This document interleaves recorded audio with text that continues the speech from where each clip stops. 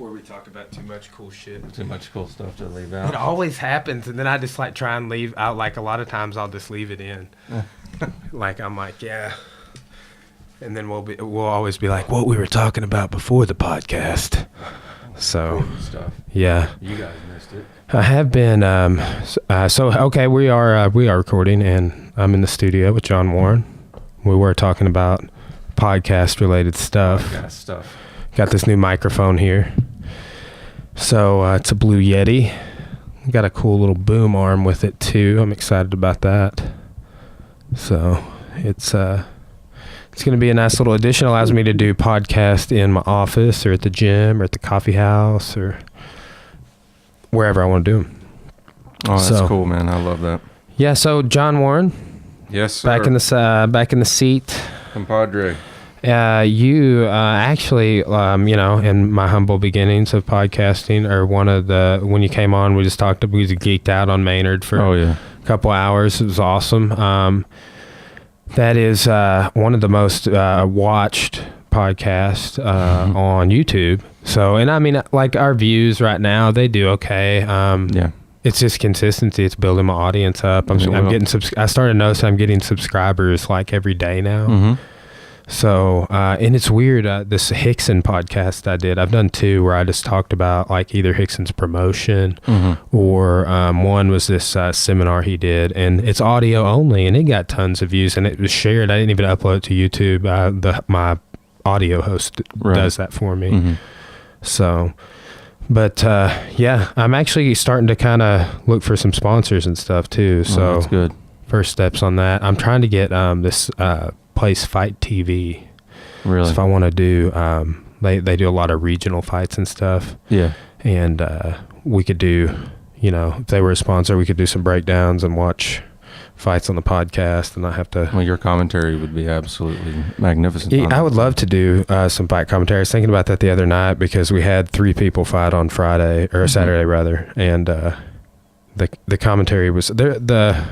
There was one guy named Mike Wessel. He was doing a good job. I don't know who else was doing it with him, but Yeah. Anyway. Yeah. Try not to throw too much shade these days. I understand. That's actually a big thing like Joe Rogan and Brendan Schwab have been talking about. Like the other day I podcasted for 4 hours. I know I talked a lot about the Enlightenment of Voltaire.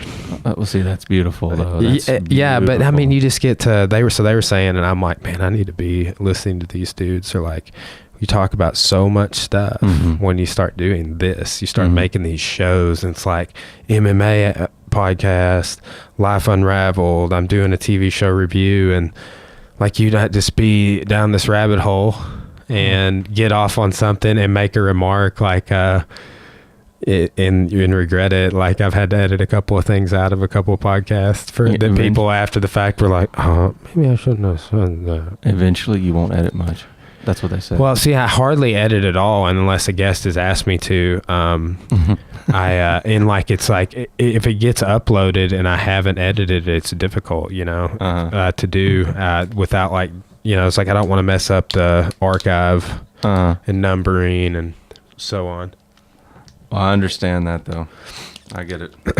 Yeah, no. So I definitely am gonna pull the clip that I haven't done a lot of clips. I've just put up one so far. I've got some numbers for you for that. Yeah, but I'm definitely gonna put that blood bitch clip up. I brought an entire expanse on that today. Okay, fantastic. I figured out why they do it. You tagged me in that article, right? Yes. Yeah. I've got an entire expanse on that. We're gonna get deep. Dude, let's just do it. So, I think that it's fascinating too that people are doing in the athletic world are resorting to blood transfusions. Right. Like that was something they talked about on Icarus, and Lance Armstrong apparently was getting blood transfusions. And if he wasn't, other cyclists were. They like talked about it a little bit on Joe Rogan, and so people do it for different reasons. But like I've heard of drug addicts doing it, or to not come off without withdrawal, or people doing it to stay young. And then I've heard like more occult-esque. Okay, now we're talking. Now we're getting into the rabbit hole. Yeah, this is the rabbit hole that this is my thing. You know, I've been reviewing horror movies since God was a boy, man. Way back. I love the horror scene, but, you know, not this torture porn. I like the old cheesy stuff, you know, when you used to get scared back in the 80s. Some of your greats? Oh, man, I'm talking like the old Friday the 13th, the old Freddy versus... Not Freddy versus Jason, but back when it was actually Freddy. With Johnny Depp. Yes. Dude, I'm going to tell you right now, bro. The blood explosion. When I was like 4 or 5 years old, I was over at like my cousin's house Evil and they Dead, were watching it. And it was Nightmare on Elm Street. I think it was the very first one. The very first one, yeah. The one with the ear. Yeah. Yeah. And dude, I had night terrors after I saw that as a kid for like a couple years. You know, the Dream Warriors one where they actually took control of their own subconscious. Yeah. Cora is like, dude, she should be on the pod. She's going to be pissed when I tell her we talked about Nightmare on Elm Street because she has like the box set, dude. She's like a scholar, bro. Yeah, we can talk about this now. Yeah. It's funny. She's super into it. And the Thing scared the hell out of me as a kid. Yeah. I remember that. The prosthetic work and everything was how John Carpenter could turn bubble gum into those creatures. My God. Yeah. But anyways, I love the horror scene and I love the dark stuff. So today I was like, you know what? Let's just go straight into the dark. Let's have let's get gothy. Let's do a darkness unraveled. You know, let's get dark with it. And I was thinking, well, let's start off with let's go back to the blood bitch. So I was like, let's get straight into it by the blood. I wonder where that term comes from. I didn't make it up. Blood drinking among the elite. And this is an old Hollywood occult thing. It's not just Hollywood, though. I mean, it's, you know what it's about? What it's really about is this old occult practice of drinking adrenalized blood. And because I never thought about the adrenalized part. Light bulb. Like, so they know they're going to die, or maybe they're sacrificing themselves, or... Unless you were, like, the day you were born, you decided to, or your parents were, like, raised you a vegetarian, then you have eaten adrenalized meat. Because a practice that goes way back into the occult... I know. So, yeah, okay. Keep going. A practice that goes way back with the occult is like adrenalized goat meat. They would adrenalized goat blood, but they would also take the blood of children, and throughout ritualism they would scare the hell out of them. I'm just really breaking this down into layman's terms. Scare the hell out of them and then kill them. That innocent blood is fantastic for it. I mean, like I said, unless you're a salad slaughterer. Well, okay, so like you've eaten adrenalized blood, because what is a slaughterhouse? You think that's a pleasant experience? No. I mean, I'm sure there's some more humane ways that they take them out, but I have heard a couple of things. One, that like there's a part about this in that Netflix show with Kevin Spacey and the White House, House of Cards. House of Cards, yeah. So that where the barbecue guy talks about hanging a pig upside down and bleeding it slow, and that tenderizes the meat. Mm-hmm. It does something. So it is not about the blood, but I have heard about human sacrifice in like the Aztec Empire and the Incan Empire. So basically an old occult art that was haphazardly brought into slaughterhouses. Yeah. So we've been eating adrenalized meat our whole life, and it becomes an addiction. Now this is all just more or less a... you know, it's a conspiracy theory. It's an interpretation, or an opinion. What if? Like I said, we're going to do a lot of what ifs today, and that's what it's all about. This is a fantasy rabbit hole, but I love it. Dude, I accidentally went off down a mushroom rabbit hole with my class because we were talking about the Enlightenment and expanding consciousness during that time, and I was just giving them some like alternate viewpoints on consciousness because. Right. That's what, like, they were, a lot of the philosophers in the Enlightenment were just sort of like, if even for the illiterate classes, the people that couldn't read and couldn't afford to buy books, there's a growing middle class of people that were literate and consuming all this material. Those people and the philosophers and some of the commentators on the age would do readings, you know, where they would, like, just get up in a crowd. But we were just talking, and that's a big thing on like a lot of the conspiracies on the global elite are that they are.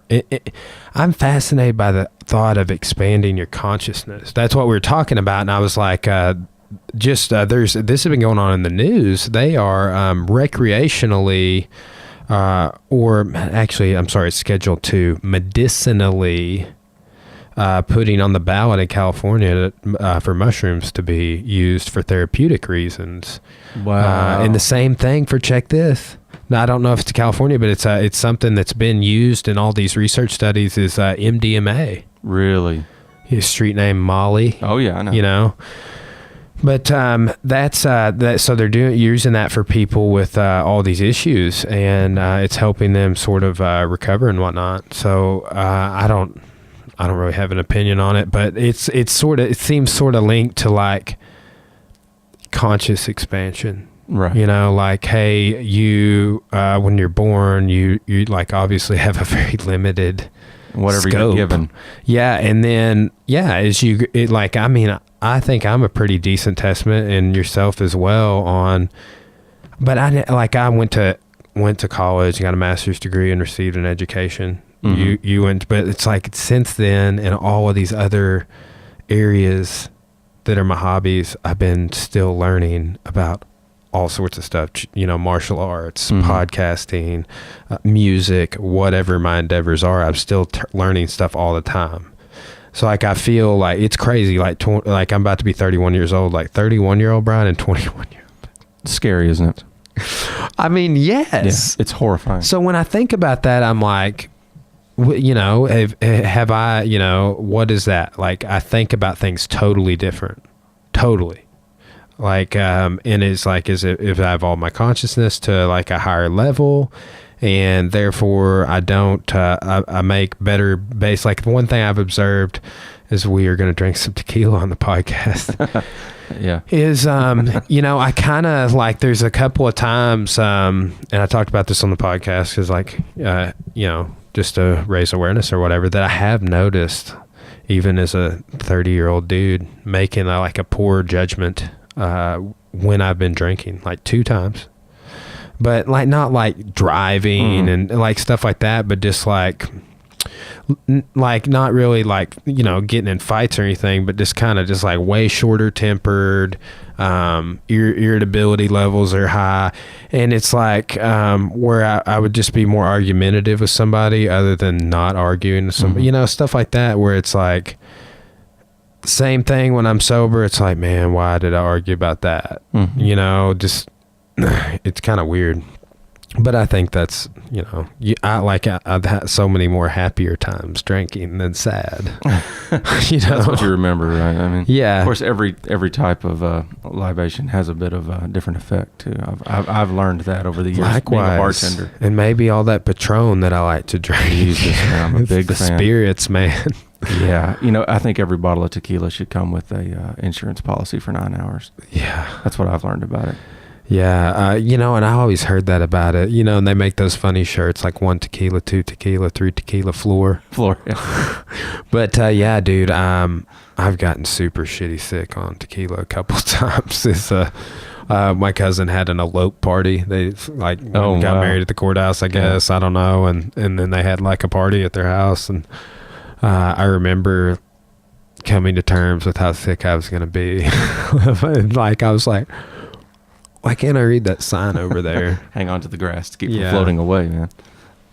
No, this I got this from Mexico. My girlfriend's stepdad he's from Mexico. He brought this back for me, so it's good. Very nice. That's how John Paul DeJoria discovered Patron. Like, he went to like somewhere in Mexico. Like, I don't even think he was like, I think he was somewhere inland. Like, he was just in Mexico, like maybe even a village. Yeah. I don't know. I could be making all that up. But he did go to Mexico, and he found Patron. Yeah. And that time, I don't even think it was called Patron. It might have been, but he's like, I'm going to buy this. And he did. And now John Paul DeJoria probably is way more of a billionaire because of Patron. Right. Well, I was mentioning Patron to him, and he's like, no, drink this. Well, I'm glad to hear you say that. It was funny. I was joking. So you know my coach, Danny Dring, and he always is like down to take a shot of Patron, you know. And so like after fights, we'll usually do a shot or whatever. But I remember I was sober, and he's like, "Hey, I got this other stuff, you know. It's all," and I was just like, "What?"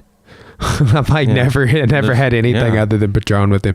As a matter of fact, probably that's a little bit of the reason why I like Patron so much, is because I kind of acquired a taste. It's like, oh, let's do a shot, man. Let's sit here, do a shot of Patron, drink a Corona, tell me some crazy stories about outbreaking the Russian heavyweight champion in Taekwondo competition in the 80s.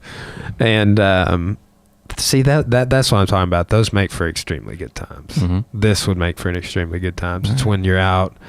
Like I think it's almost like I've heard people say this about doing different kinds of drugs. It's like set and setting. It's like where are you at? Why are you there? Who is with you? That's what it really is, I think. Because I think the why you're there part, it's like if you're going to do something like that, you should probably like plan it to like, okay, let's go out in nature, or it's a concert or whatever, you know? Yeah. It's who you surround yourself with. I've learned that. And you know, that's another concept that's so popular right now. Everybody's like, oh, you got to remove the toxic people. And I'm like, well, fuck. The bad part about that is everyone's toxic to someone else. Who's really yin and yang, toxic? Man. It's like, well, that's the big thing. Like I'm thinking about is like someone was saying, I don't really remember it, and I kind of get what they were saying, but it was like, hey, you know, this one, and I don't even remember what social issue that's going on right now that they were talking about, but they're like, that, you know, these people don't even make up 20% of our society. They're like, they're a minority, and they're, you know, and it was like, it might've been something, I don't even remember what thing it was on. It was like, you know, and they were saying like, you don't give minority groups like that the mass opinion like that, you know, they reflect 20% of society. Come back when you reflect like 51 or more, you know, and I kind of get that.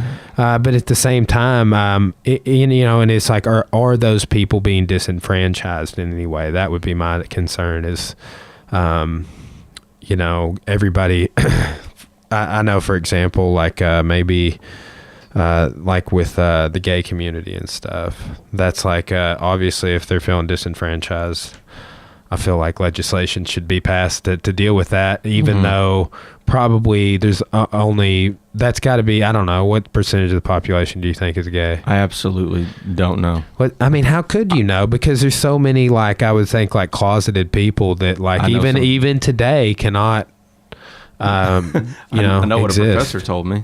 What's that? Now, I took this class on sexuality back because I went to a liberal arts college.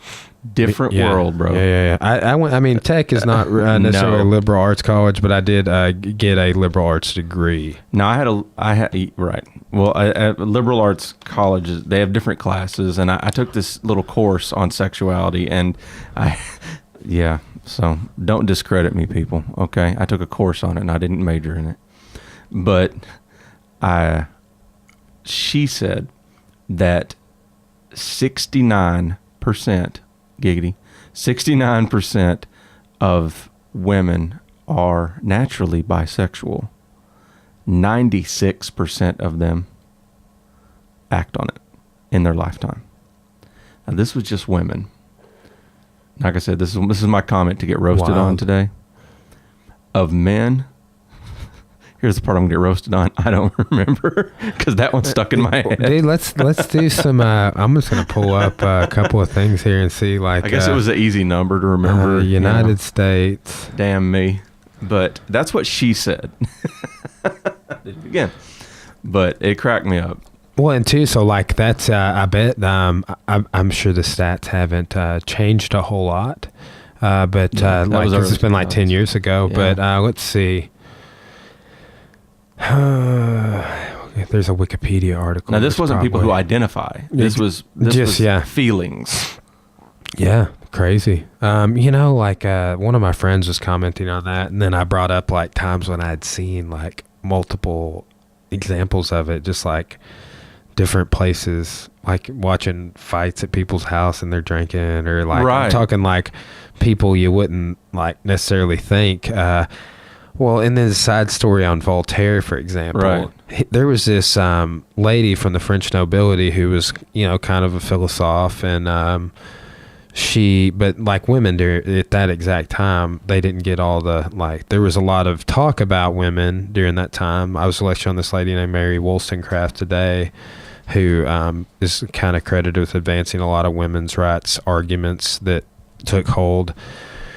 But Voltaire, this lady that was his mistress, was married to this French nobleman, and she actually died in childbirth, and the child neither belonged to Voltaire or the French nobleman. And like either she would go to Voltaire's chateau or wherever he lived, or he would go there, and her French nobleman husband and Voltaire would ride horses together. And like I was saying this in my class, and everybody's like, what? And I was like, yeah, that's not really like anything you can totally imagine going on in this society, but I can't imagine it. Like, and it's usually like what me and my buddy are talking about is like, you know, maybe some tequila inspired shit. Oh no. Not necessarily that, but it's been like big happy group of people, and then there's a subgroup of these girls that form over here, and then next thing you know, they're like licking each other's necks or something. I've seen it happen, dude. It's happened. Oh yeah, I know. I'm in a rock. Very interesting, dude. You know, it's yeah. I mean, I saw it happen too. Like even at high school parties. Right. Yeah. And then too, like, it was wild. I remember this one girl. This was like, I may have still been in high school or right after high school, but like I remember being at a party and she was like she like made out with the other girl, like they got drunk and like they made out or something, and then like that other girl, she ended up like going on, get married to some dude, and then one girl ends up becoming a lesbian. Like, you know, like maybe that was like, okay, I was able to do this socially. Now I feel like I acted on my feel, you know, whatever. It's like I feel like there's probably just like a whole shit ton of people that just like suppress it, maybe even their whole lives. No, man, I don't. I feel like I shouldn't even comment on the amount of stories I have on this, because the amount of backstage shit I could tell you is ridiculous.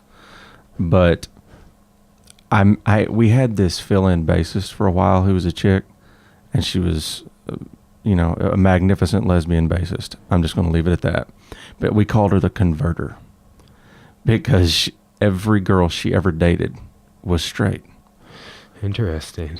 And it didn't matter. That was her game. What is that movie with Andy Samberg? Is it I Love You, Man? No. Where he's the trainer and he's gay and he's like, oh no, I'm always trying to convert the straight ones. Was it? I think it was. He's Paul Rudd's little brother. Paul Rudd's little brother. Yeah. I love that movie. That's so good. This morning nobody got it, but we were in the warm up line, and I was like, we're doing hugs and handshakes after, and I was like, good job, Cecil. Good job, Jobin. Bro Montana. Good class. Yeah, I was just like dropping all these awkward "I love you, man" names and references, and yeah, and then nobody got it. Slapping the bass. Slap the bass. That dude, their obsession with Rush in that movie is fantastic. So good. Oh man, I don't know the number for a taxi. Well, see, I really like that movie, and then Cora and I rewatched this, and I've seen it probably 6 or 7 times now at least. But Forgetting Sarah Marshall, my favorite film. Do less. Do less. Paul Rudd there again, dude. He's do a little no less. No, but do more. Yeah, don't do anything. Don't do anything. But you got to do more than that. Do more than that. Yeah. Too funny, man. Those are, I believe, both Judd Apatow films too. Is that correct? I'm not exactly. He either produced or directed. Jason Segel. Forgetting Sarah Marshall was his baby. Yeah, man, that is so good. I really like that little like vampire play that he does too. That was his thing. Yeah. And that whole film was the reason he got the Muppets part, because he was such an actual puppets freak. He loved puppets. So they said that when they signed him on as the lead for the Muppets movie, like they brought him in to tell him he got the lead with the actual Kermit there, and they said he just walked in having no idea what was going to happen, and Kermit was sitting there, and he just started bawling. So, dude, a little funny. I kind of want to watch that. I mean, I haven't seen. I have a kid, so I have to see all this crap. You know. Yeah, I was just joking with my class this morning, and like they were like, "Oh, you know," like I had this like this husband and wife. I mean, they're probably close to 40. I mean, like past 35, and they have kids, and they're going to college and stuff.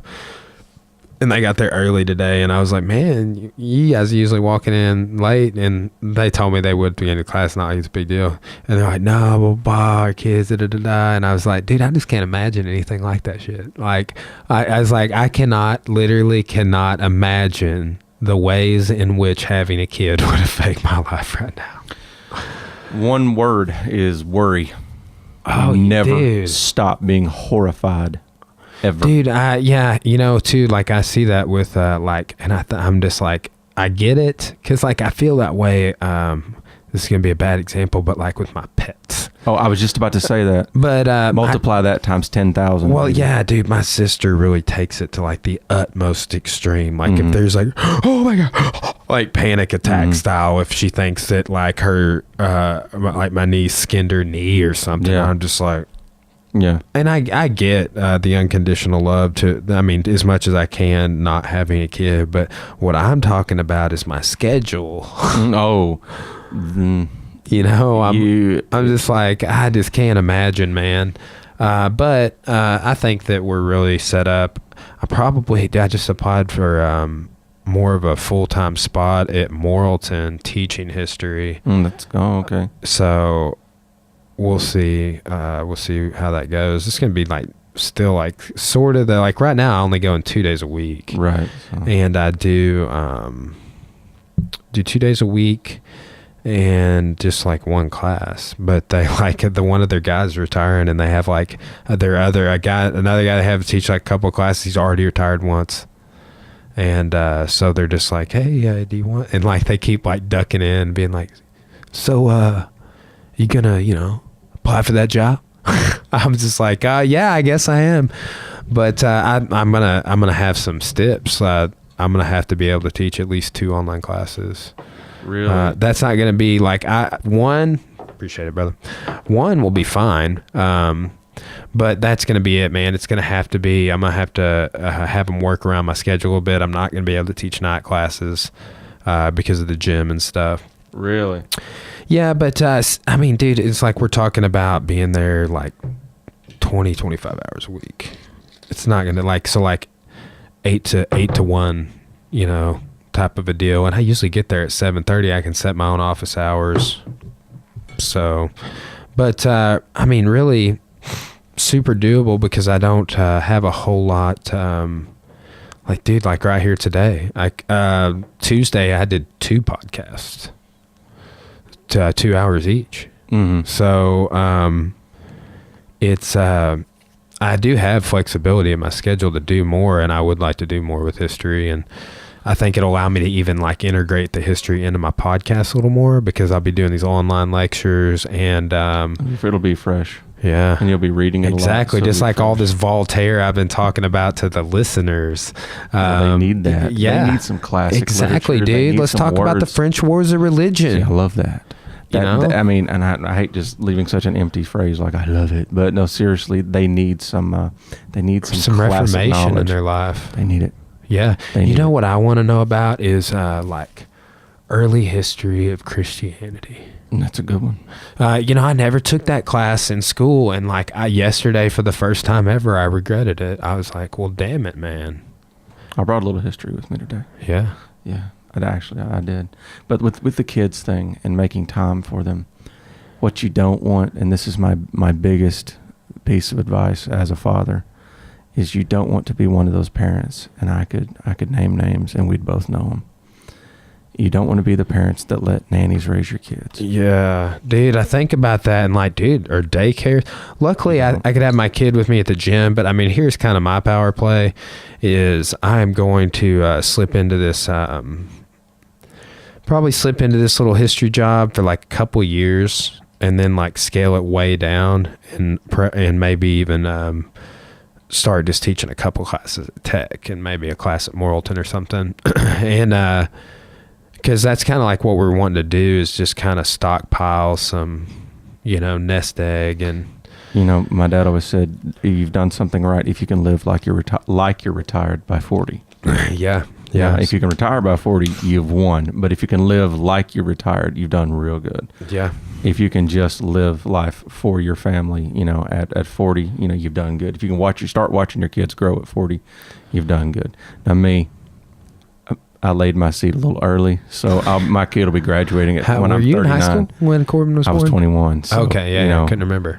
When I'm 39, he'll be graduating high school because he's 13 now. He's taller than his mama. Yeah, dude, I can't imagine. I'm 30. I'm about to be 31. I can't imagine. Well, so you know what mortality is. You've gained your mortality sense. That's your lick of sense. My dad says man doesn't have a lick of sense till he's 30. I was 29 when he died. So I didn't know what it was until I knew what death was. You know what death is. You've brushed death. You've tasted it. You've touched it. Now you know what death is. You've watched your friends die. You've watched family die. And you've had a little taste of it yourself. You've had a scare with death. You can't, every time you see a bump on your leg or you feel a strange pain, you're like, am I dying? Yeah, some people really struggle with that, dude. They go like hypochondria with it. And it will get you bad, And then, most of us at this age have had some type of surgery or something, unless you're really lucky. Yeah, I had a hernia repair. Right. It's been over 4 years now. You find your center or your faith or something. You find something profound laying there with all the cords hooked up to you. Yeah, it's crazy, dude. I will say this, like, I don't go to church. I'm not a subscriber to any one religion. Yeah. But dude, every time I feel like this stuff is totally going bad, I feel like somebody close to me is in the hospital, or like, man, my dad had a super bad blood pressure scare, dude, just a couple months ago. And he's 59, 58. He's a young man. But I was like, dude, it was super scary. I've never seen him in the hospital, and it was just like, man, a lot to process and out of nowhere.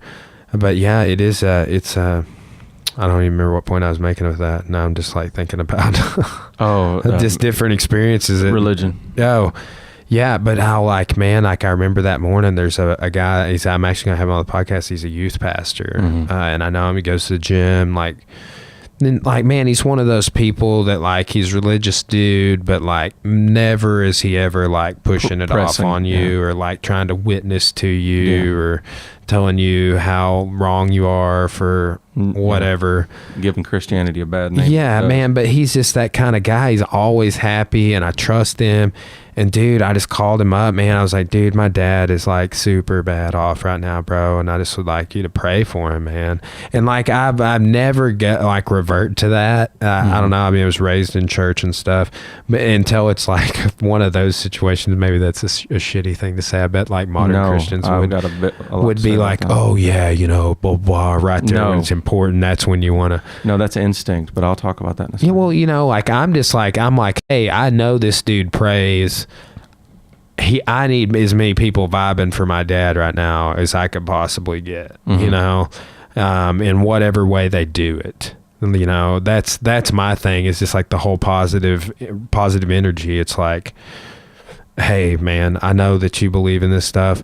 I don't maybe necessarily believe like you believe, but dude, will you just like throw some of what you believe out into the universe for my dad, And man, it's that's interesting. It's like we talked about prayer, and when I was going through all my philosophy classes a lot, and it's like, my thing is like, some people need the empirical proof that there's someone other on the other end of the telephone that you were talking on, and I've never had any empirical proof. Nobody ever will. I mean, and what's crazy is like, people would be like, God spoke to me in prayer. No. And like, well, and maybe, maybe he did, or she did, or it did. Yeah. I don't know. But for me, like, I remember learning about somebody early on in college who's like a famous author from like the Second Great Awakening, and she's like talking about going to the tent revivals, and she's just like, no, I just didn't feel it, didn't see it. Right. Yeah, not trying to persecute that person. Is that for me? Toast to your black belt achievement, because hey, dude, thank you, bro. So proud of you, man. Thanks, man. That is a lifetime achievement. It did. It took a long time.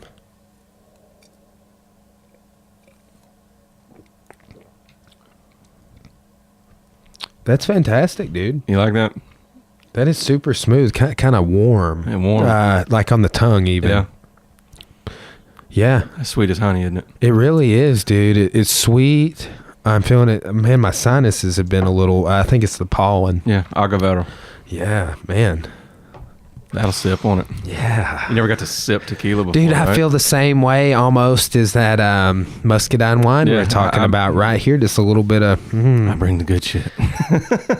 Yeah, dude. Very nice. Yeah. Did we talk about absinthe last? Because you're the person that told me about that. I have tried. I've chased. The Did you ever? three times. You ever? Doesn't Marilyn Manson have his own brand? He paints it, and I don't know if he has his own brand. I know he paints with it, and he drinks it a lot. Probably does. Yeah, dude. Go ahead. On the subject, who was your philosophy teacher? Charles P. Bush. Okay, now Charles P. Bush had a talk with me once, and a few friends. And, you know, I'm sure you've heard his ex nihilo fit. Ex nihilo nihil fit. Yeah. You know, from nothing comes. So. Yeah, we learned that in intro and in also modern philosophy, if I'm not mistaken. You know, all the profound anti-theist and atheist who believe that by God there's nothing, love to throw out that's the biggest bullcrap out there, but I can't help but ponder, why is it human instinct when the things go terrible and you're laying flat on your back to look up? Why do we always say there is something? Why is it human instinct to there has to be something? Which leaves me at the concept, well, there has to be something, because the one empirical truth that I have, and then my family has always believed as a unit, is that there's something. There has to be something. That's how I feel, man. It. Yeah. In two, like some people call it intelligent design. I heard somebody calling it that the other day, or saw somebody calling it that the other day. And I get that. You look around in the right places, maybe not around like LA or something, but you look around in nature, and that's why like I'm so, I'm not like a conservationist or anything like actively, but man, like I keep learning more about this Great Pacific Garbage Patch in the ocean and stuff, and like the things we are doing. Mm-hmm. Yeah, it's like 3 times the size of Texas, dog. By 2035, there'll be more plastic in the ocean than fish. Oh man. I have to talk about a little bit about that. That's a horror story. You see, the world, you know, is going to hell in a lot of ways. We know that. I mean, on the way here on the Piney Bridge, there was a man flagging people down, and everyone was passing him. Damn. And I saw someone finally stop. Everyone was passing him, but he looked like he was just on bath salts and nuts. But he was flagging people down, standing in the middle of the interstate. I've never seen this before. But the world's so crazy right now. Everyone either they were apathetic or scared to death because the dude looked crazy. There was no cars around. He wasn't. I was obviously not in a crash. But see, that's where the world's at right now. Every time there's a shooting, anything, everybody's like, man. Whatever. Did you hear? Okay, yeah. Let's talk about this YouTube headquarters shooting. She was mad about what was it, not being monetized? You know? She felt like YouTube had targeted her. But here's the thing, and I commented, I need to go back and talk. There's a lady that's probably going to come on the podcast. She is raising more awareness across the state about suicide right now than anything. Her name's Christina Mello, but she posted about it, and I didn't even know it happened. Right. And then I saw her post about it on Facebook. Then I walked up to the desk, and Taylor that works at our front desk at the gym was like, hey, there's an active shooter at the YouTube headquarters. And I was like, oh man. And what's crazy is like, you're never surprised to hear it. Not anymore. That's like, and she was like, oh, no one posted on this, but so some early source she got. And as soon as I heard it, I was like, it's got to have something to do. We just did a clip and a whole episode on like our 32-minute clip on YouTube's gun control or firearms policy for channels. So I thought someone who was like a firearms expert or like their channel had been taken down. They took down all of these tactical firearms channels. If you can't have a video showing how to reload ammunition, so they're taking down all. So I figured it was that as soon as I heard it, and it was some variation of that, right? But this lady, they took her channel down now, but like apparently like her videos just sucked. Wow. And like they were like, but she said that they've been targeted for demonetization and all this stuff. And I don't know if that's what the deal is with that, but initially it was reported that it was like a domestic dispute and she was there and shot her boyfriend.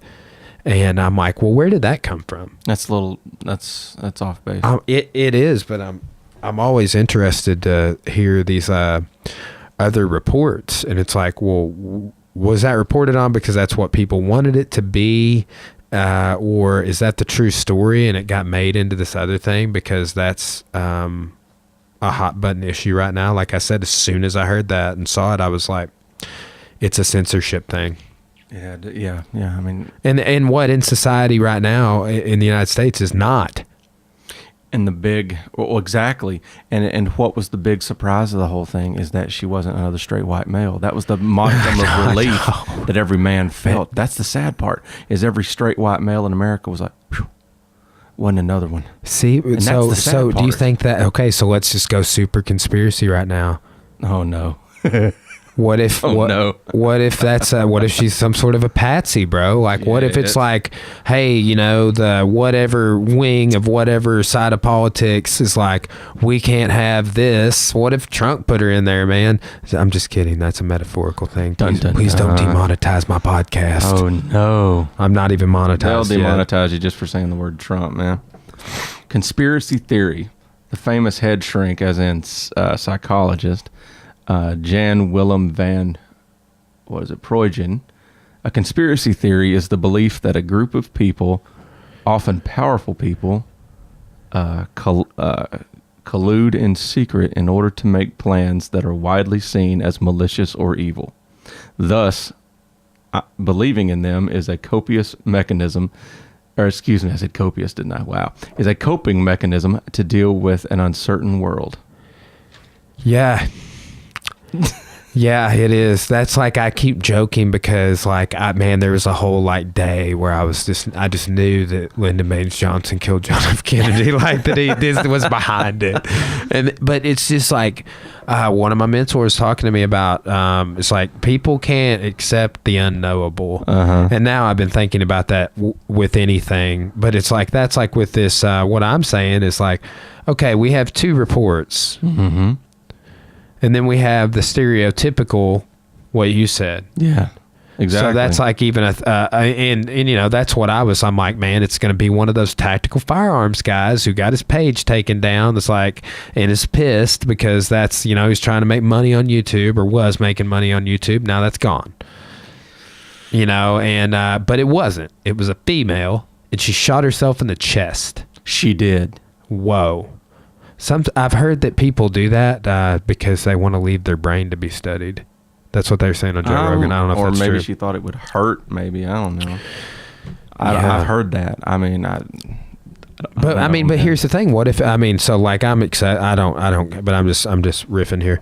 What if it was a deal where it's like it was her boyfriend type of a deal, and they turned it into this other thing for political gain or political reasons, or to get heat off of the stereotypical. That's extraordinarily sound. I mean, as a theory, that's extraordinarily sound, because I don't know. It makes absolute sense. I mean, I have nothing else to say. I think you nailed it. Dude, you know what is awesome is actually like talking to, like, this is the first time, like, I remember, dude, when I was still like trying to be on my come up and everything, like before I like had this house or the gym, like I knew I was going to have all that. I knew, and I know that I'm going to have more of what I'm thinking about and want and building. But like, I just remember like pacing back and forth in like my living room, or maybe it's in my parents' house. But I just remember like having this realization. I was like, oh man, it's going to be so awesome when I get to lecture. Like, I'm just like really looking forward to that. So like this morning, I felt like I was blowing their mind effectively. And it's awesome to lecture and get to talk about stuff and like look it up, like what you're talking about. I mean, how often do like I just try and make it a point to like, that's why I'm so wanting to just broadcast software so bad. So I can like show what we're looking up to other people. Right there, they get the same screen I'm viewing, or I can, like I hate just kind of riffing. That's where like I'm trying to be more cautious about that. Like I don't want to. Just the other day, I was like spread some misinformation, bro. I told people that Chris Cornell had a 12 octave vocal range. Yeah. The world record is 8. Someone told me that or maybe I conflated it in my brain. I really wish I could give you. It's a 4. Yeah. He has a 4. Yeah, I don't. And I looked it up and I was like, damn it.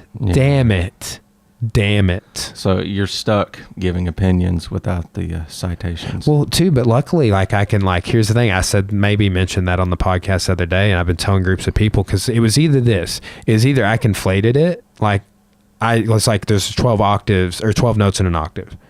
So either my mind did that, or 4 is a multiple of 12. Like maybe I heard 4, and then I was like, oh yeah, an octave. Wow, that's 12 notes. And he can do 4 of those.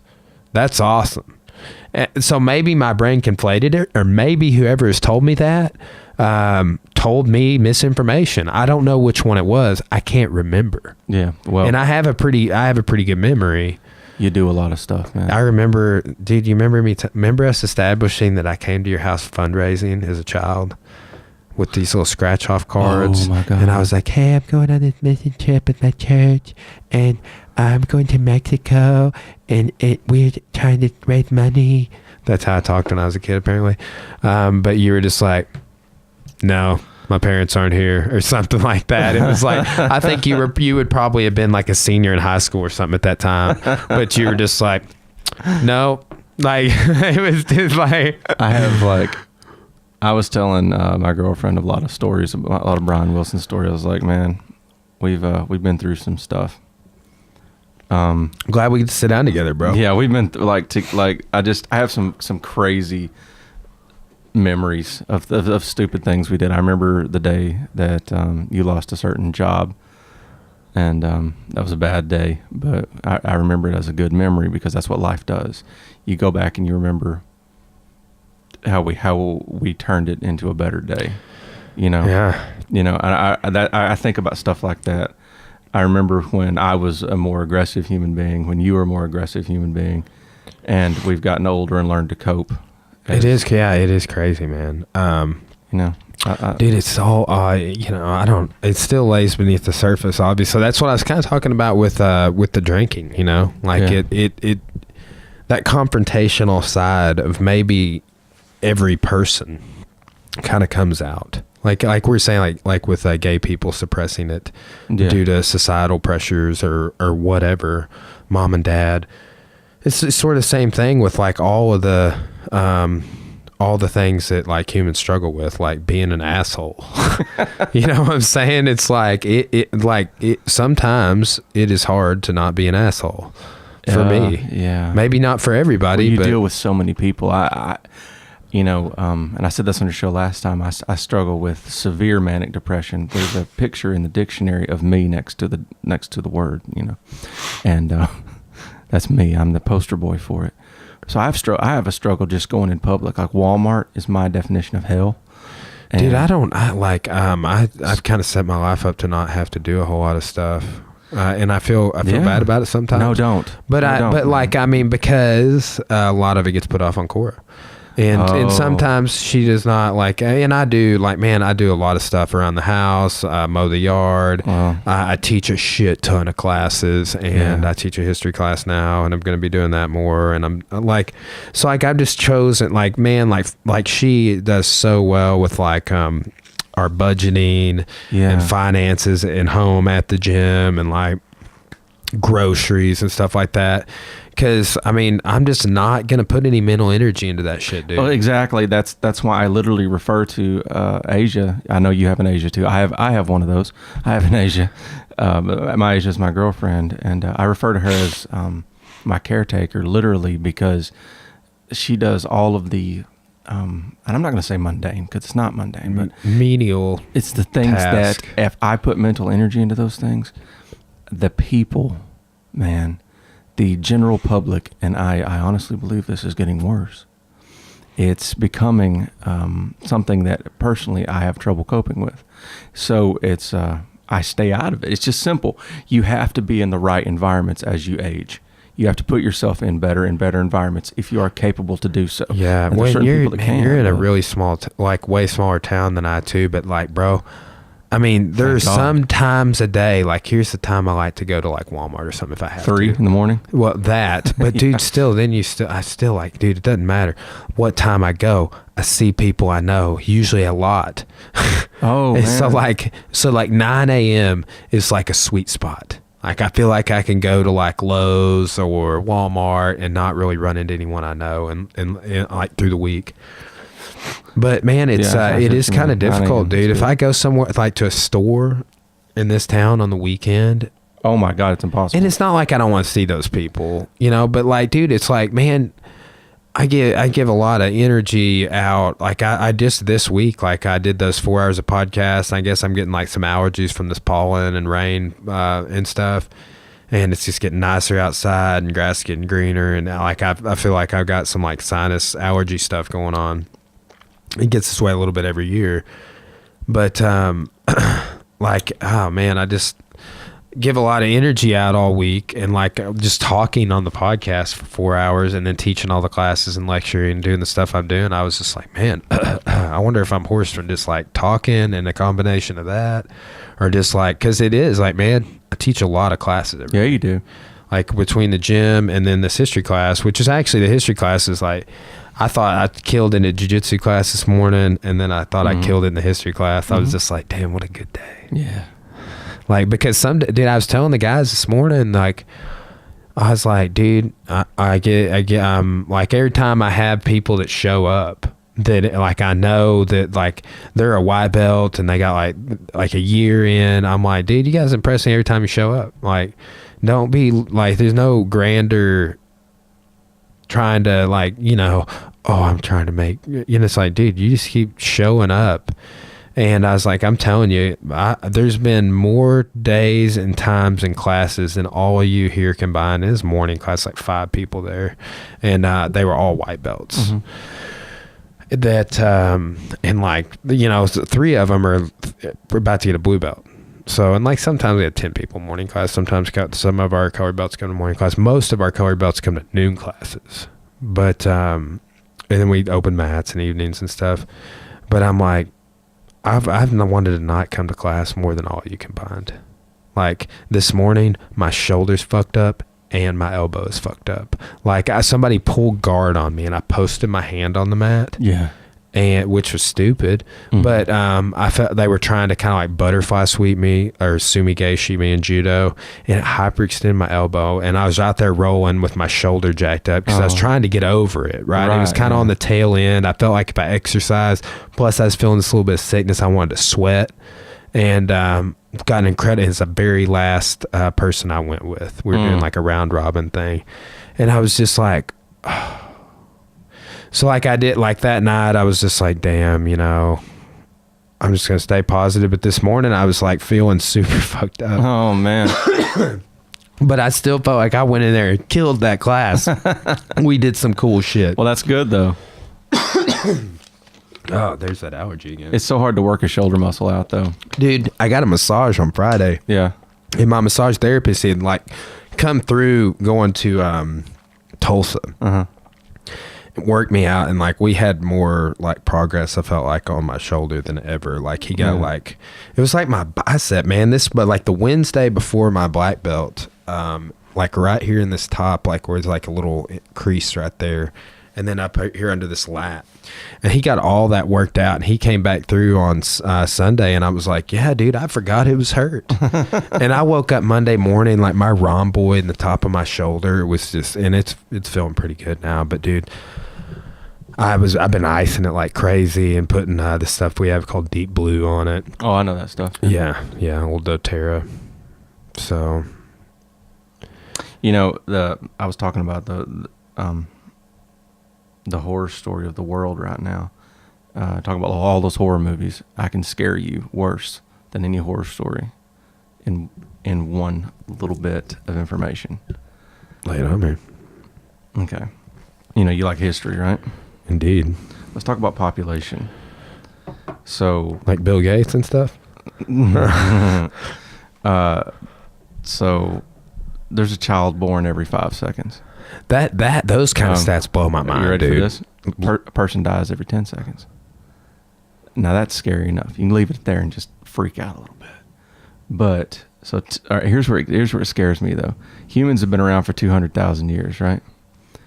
191,000, and 191,000 of those years, the population was never more than 10 million. In 1800, there was 1 billion people on Earth. In 1800, there was only 1 billion people. Dude, I think since then there's 7. Joe Rogan just said in like 85 or 87. I was born in 87, so I can't remember if it's 85, but he's like graduating high school, right? And he said I think he said it was like. It was between 3.5 and 4.5 billion. All right. I remember when I was graduating high school, it was 6. Now it's 7. So here's where we get a little dark. I mean, I'm going to take shit for this. So here's the little news. They just found a cure for cancer. I've been hearing buzz about that. Yeah. So, and it's here. And it's like, so like I was actually, like when I first heard it, I was talking shit about it.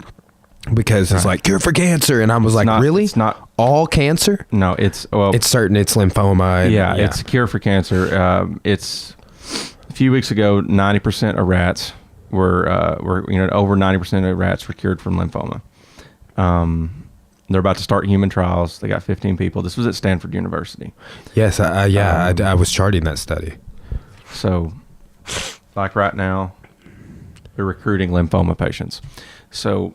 That's all fantastic. But all right, let's just let's spitball a little here.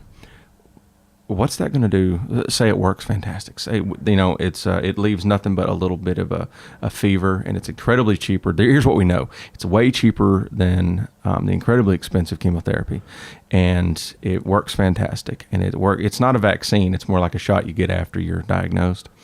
Say it works. Okay, I am excited about it. Thank God. What's it going to do to population? Because I know that cancer is not a huge population culling, but it's always been a moneymaker. And like I said, these are horrible things I'm saying. I'm just being dark for a second, okay? No, but dude, I don't like. What's it going to do? Like, I have a lot of different views on chemotherapy, bro. Like, I know someone that's on it right now, right? But exactly. Like, I do feel like it's like poisoning people to death. More times than not. As a matter of fact, that's kind of my wife's grandma passed away 2 years ago, and there's a lot of people in the family. And I mean, man, it's that part of it is the grieving, I think, but like but I agree, and it's not like it's not my grandma, but I agree with this. Is that like she would have lived longer if they wouldn't have done chemotherapy? Yeah, and then you can start talking about the hospice debate, because I have nothing good to say about hospice, and that's another controversial thing to say. Honestly, I think that get ready to die. I'm gonna tell you what hospice is. It's population control. It's I don't want to mess with them, so let's kind of ease a person to death. I'm not even kidding you. That's what I think. I have put it explicitly in my will. Do not put me on hospice. There's someone I can tell you that like her dad. She's a promoter, and like I haven't talked to her. Just like I'm friends with her on Facebook. We've talked and I was just kind of sending her a message. I'm like, hey, see you posting about your dad all the time, but so she's kind of just narrating. But he got put in some sort of. They moved him from like basically the hospital. He'd been there for a long time, and they moved him into some sort of other facility, and like really, I think even maybe without her knowledge of exactly. it. But he'd like just sit there like in his underwear for like 3 days in a wheelchair, not giving him water. Probably. Yeah, and he deteriorated rapidly. Yep. And man, that's dude, super sad story. One of my mentors. And I think all the time how sad I am I didn't get to take him. Like, why I'm so excited about the Enlightenment right now is because I took that class with this professor. Uh-huh. He taught for 50 years. He knew Elvis, bro. Wow. He's from Memphis. He only, like, when I tell people that he only had a master's degree, anyone that had this dude can't believe it. He got an honorary PhD after he retired. But David Krieger, that dude was on another level. Professor Krieger. I remember that. Yeah. Dude, you probably, like, your dad probably had him or something, but man, he passed away last year, like something like 10 days after his wife, dude. Like, his wife had been in poor health, and that was one of the reasons he retired. His wife had been in poor health, and I wonder if at that point it's like, dude, like, you hear people talk about depression, and I've personally never had like any suicidal thoughts or anything. I was just thinking about that earlier today. They were talking about people taking, and I was listening to a podcast talking about taking antidepressants, and like there's this one kind they were talking about that 44% of people who took it reported having suicide thoughts after having. That's a very real thing. Yes, and like, but I wonder. Like a lot, I'm not necessarily with the medication, but like the whole will to live thing, like you hear that a lot. Like, and it's like people, they base their life around their spouse or their wife, and they pass away, and then the husband or wife passes away. Because it's like losing half of themselves. My mom always said. Yeah. But it's not a universal thing. Like my it's 2 years later. My wife's grandpa is still doing extremely well, and is like later 80s. Yeah. So it's but that's, I mean, like, how crazy is it that, like, I mean, and really, as far as I know, he was in good health. Like, he was older. I think he was like maybe early 80s, 82, something like that. But I can't remember how he was in his 80s, as far as I know. But just like 10 days after his wife passes away, he passes away too, and like hadn't been sick, just like passed away in his sleep one night. I honestly think that hospice is a form of population control. I think that they find a person, I don't know how they pick them, and they just kind of smooth out the way. Well, I hope it's not to get too carried away here and bring Alex Jones into the mix. Oh, gay frogs. But it was so controversial. I was going to talk about Alex Jones. So Alex Jones has all these crazy theories on population control. Oh, yeah. And talks about them all the time. And it does tune people off a lot. But that's how I've joked about Bill Gates. That's how I heard. They mentioned that, I believe, when he was on Joe Rogan's podcast, that episode 911. Have you heard that? I haven't. Oh, dude. I bet it's good. I bet that's great. We should almost just like start watching it while we're podcasting, because dude, the shit that they talk about on that episode, oh my God. Yeah, I can't even imagine. Yeah, but he's always riffing on population control, and he was talking about, and on that episode, a hospital in and I could get behind this, but he said a hospital in Texas where he lives that was known for basically like nurses would kill people.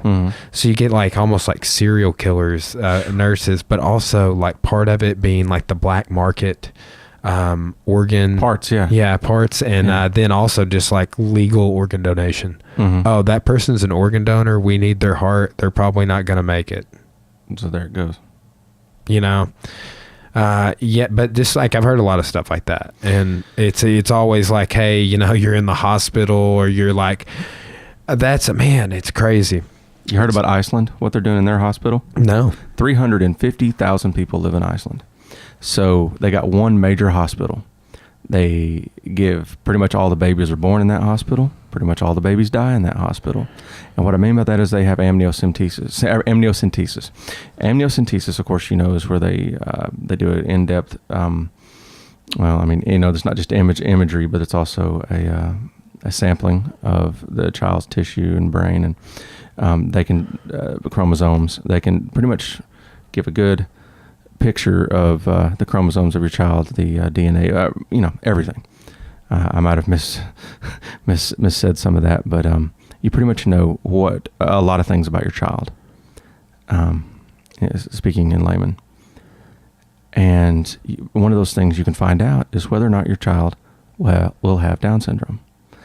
And this is an American thing. That's a controversial thing too, because people are is this pre-birth that they were able to do this? Yes, and because of they got one hospital doing it well, Down syndrome is now at 100%, and I hate to use this word, it's extinct. It's terminated. It's eradicated. And did you see that?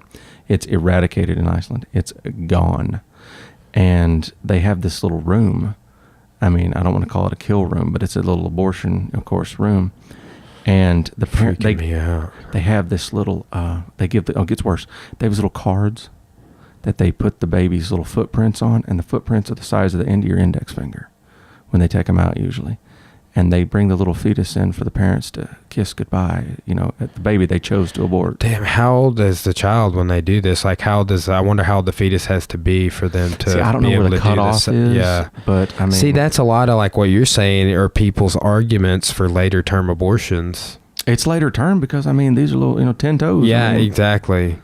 But they're babies, So... But, Down syndrome's gone, but here's where it comes out.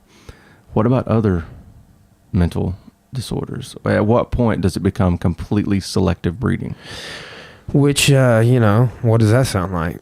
Nazi Germany, Reich, yeah. Like the whole. I read an article the other day that's circulating around about Hitler's genetic projects, like all those kids that they experimented on for like the superhumans that they were trying to make are still alive. Mm-hmm. And even the Darwin, and then his research partner, they were doing all of this like genetic intermarrying, trying to make like super families. Oh yeah. And so it's like, it is fascinating. Like that's like the monarchies. Now they try to do it for alliance reasons and stuff, but like the monarchies, Enlightenment, pre-Enlightenment, yes, it's very smooth, dude. I polished mine off a second ago. Oh man. Like after that first drink, I was like, oh, there's plenty. Oh yeah, it was super relaxing, man. Yeah, but good for digestion. Yeah, dude. One of my guests and I got kind of we were drinking on the podcast a little bit, and then he kind of like regrets doing the podcast and drinking that much.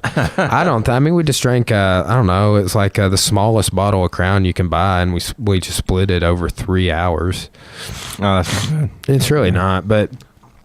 It's other people's, Darwin PR or whatever. So, but yeah, I don't mind. Yeah, Darwin, dude, he ended up marrying his cousin. But the Habsburgs, for example, were like this dynasty. It's like the Bourbon dynasty in France. That's where like Louis XIV, who probably had syphilis as young as age 17. 17, bro. Well, that stuff was rampant, man. It was in the water, right? Yeah. But the Habsburgs, they did a lot of cousin marrying and stuff, and they had this thing that they came up called the Habsburg jaw. Mm-hmm. It's a syndrome. I forgot what it was, but it's a syndrome. Yeah, but that's like one of the. I think it was Louis's cousin Charles II. That's right. He couldn't have kids, dude. Mother Nature just turned that motherfucker off. You can't make anymore, dude. You're officially like you're a mule, dude. You're a mule. You're a mule. Just stop. Just be sterile. The thing that's so great about these theories is, I hate nihilism, man. That's what's so wrong with the kids these days, is because they're so, what's their favorite phrase? Meh. M-E-H. Meh. Shmeh. Meh. Dude, if you type in, this fascinates me, is if I'm texting, I'm going to send you a text real quick. Do you have an iPhone? Yes, I do. Okay, so I'm going to do SMH, and it's going to give me an emoji, and I'm going to send you the emoji that it gives me. What do you think it is? I can't imagine.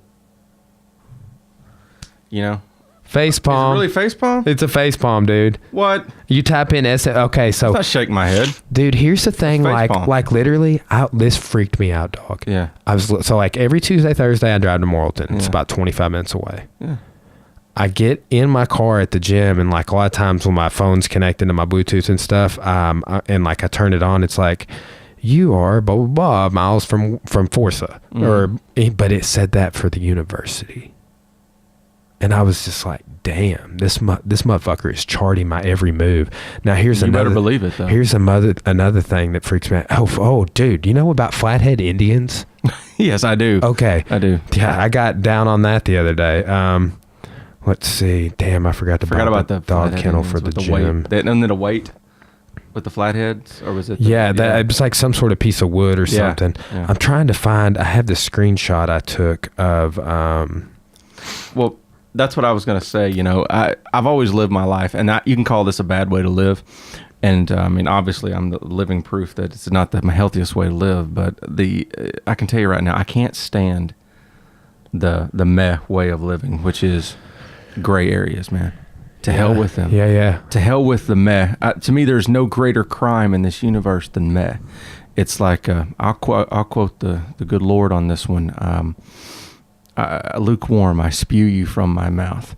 Because, dude, every time I read someone's essay that's like total bullshit, I feel like that. I'm like, get hot, this shit out of here, hot man. Or cold, lukewarm, I spew you from my mouth. And there's no greater crime than gray areas. If you're going to go big or go home, go small or go home. Make big mistakes, make big successes. Don't just. There's nothing worse than that, and that's nihilism, just not caring. And that's these kids that the younger generation, man. That's what's so bad about them. And I hope you can shape some young minds. And I know you are. That's why I look up to you. It is because you're shaping young minds to do something, not just talk about doing something. I know here we are talking, but hopefully that will inspire to spark and not just sit around and go, man, and just all day long with their little. If you're just listening to this, I was tickering on my phone. Yes, dude. Let me lay this on you real quick. This blows my mind too. I talked about this yesterday briefly, or day before yesterday. We did a podcast, but Facebook now labels you as what political affiliation you are. So in your profile, just let's do this on your phone. In your profile on Facebook, do you have a political viewpoints? Here's the thing. I haven't been to my profile in months. See, that's the thing. Like I deliberately did not fill out that field. But if you go to, here's what it says. It says, U.S. politics, conservative. You have this preference because we think it may be relevant to you based on what you do on Facebook. Okay, I can't wait to read this. Where do I read this? Okay, so you go to down at the bottom. You click here. I don't have the app. Can I just go to the website? Yeah, you should be able to, but you go to settings once you get there. Settings, account settings, and it's under ads. You know why it's under ads? Because that's how they base what ads they give you. See, so you go under ads, and then you go to your information. Big brother. And then you go to your categories, review and manage your categories. God, now I'm tickering. And then what is it after that? Maybe it's not manage your categories. I had to find it when I did it. U.S. politics. Right down there, third from the bottom. So if anybody wants to look this up, you go to Facebook. You go to settings. I can't wait to see this. Account settings. Ads. I got to get loaded. Hold on. Yeah, it's fine. Up at the top. I believe so. I'll pull it up. The three lines. I'll pull it up. Yeah. Yeah, I'm a little bit just not trained with this crap. Everybody's gonna be like, oh my God. Everybody's gonna be like, how do you not have the app, dog? Dude, you know what? kudos to you for not getting followed by Big Brother. That's Facebook and probably how they know that it's 29 minutes for me to get to Morrilton based off traffic. Thanks for letting me know that you know where I'm going. Dude, that just like, I just kind of picked up on me. I'm like, not like I'm out breaking the law and doing crazy shit. You know what just came up for me? It was a Facebook memory. Oh, what was it? It's me quoting myself. There you go. There are constant new definitions of all of us spouting the good old days. Today, mine is remembering a time when trolls were those hairy guys on Willow, and not pathetic cowards and sad sociopathic bullies who hide behind a computer when they insult others. It's nice and safe hiding there at your desk and not in the face of your victim, who may or may not beat you to death. Word. 2013. Yeah, so if you are on the desktop version or it's the downward triangle on my Mac right here next to, so like at the top it says like Brian home, it's got your friend request, like people send you friend requests, your inbox, your notifications, a question with a circle, like a circle with a question mark in it, and then you click this downward triangle. Right above log out is settings. Then from there, account settings, right? From that, settings. So here, I just click settings, and then on the left it says like general, security, and login, ads. Privacy. Yep, ads. Okay. Then you go to, it's a little different. Ad settings. It's your information, and then. Like, they don't even have what I'm interested in. Like, they have it because, like, they haven't even deduced that, like, I'm interested in women. Mine has. Very much so. Well, obviously, but it's, let's see, where is it here? I'm not seeing it. It doesn't say. Okay, no, your categories. So, about you, it has that, and then you have to click your categories. And then U.S. politics. Dude, and here's the thing, man. I am way more of a centrist on things. I would not label myself a motherfucking conservative. I can't click on your categories. Review and manage your categories? Yeah. And then it should say U.S. politics. About you, and then you click U.S. categories, or I'm sorry, your categories, U.S. politics. You know what it said about me? Moderate.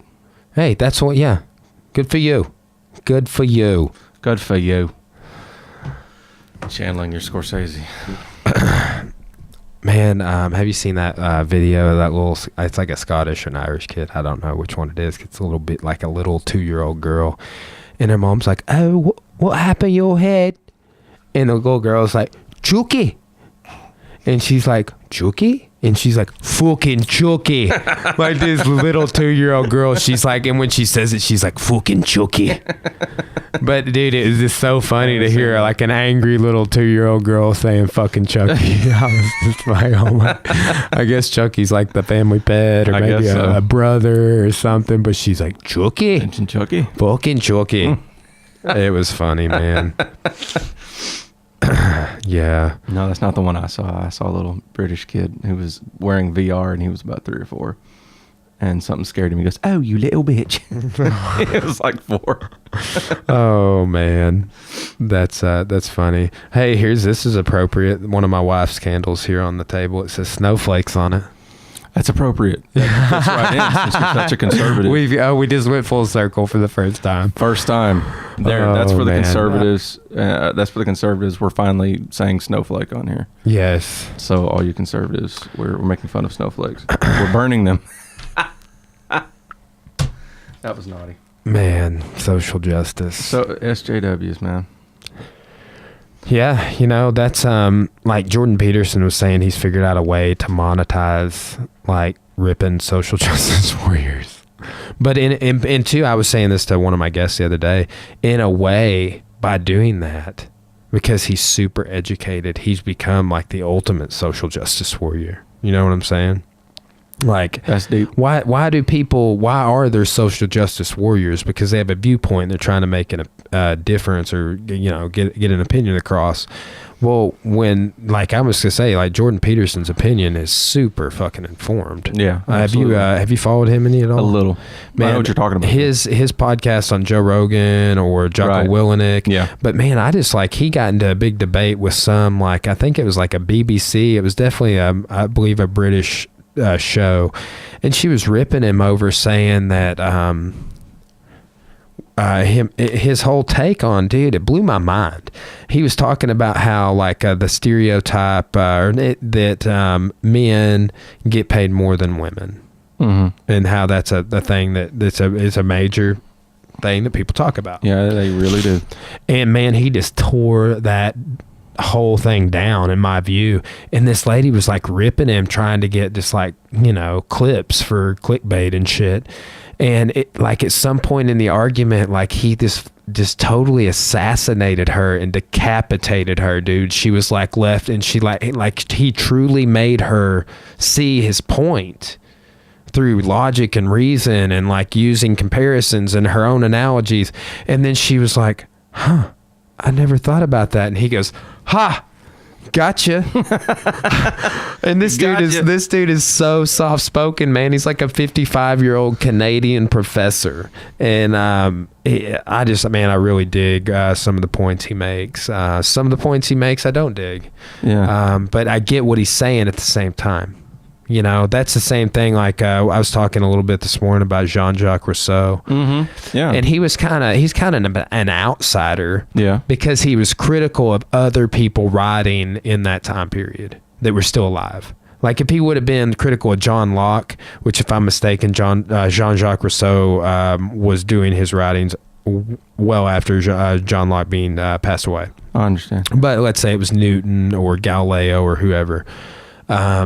He was being critical of people that were alive right then, that were major philosoph writers and commentators on it, people that the whole backdrop of the French and American revolutions was built on their ideas. And he would be critical of some of those. Like, he was like, no, 3 branches of government, that's bullshit. Like, he didn't believe. He's like, the government, all of it belongs to the people. There are no branches and checks and balances. The checks and balances are all people, not 3 branches. Yeah. Right. And so, like, he just had all these views on that and sovereignty. And he would basically pick on people and do it in his writings, and they would get pissed. So he's kind of an outsider. With all of our theories we've been talking about, my big question is if this is all a coping mechanism, I keep trying to tether us, and that's what I'm going to hit on. If is it possible to explore Cloud 9 while being tethered?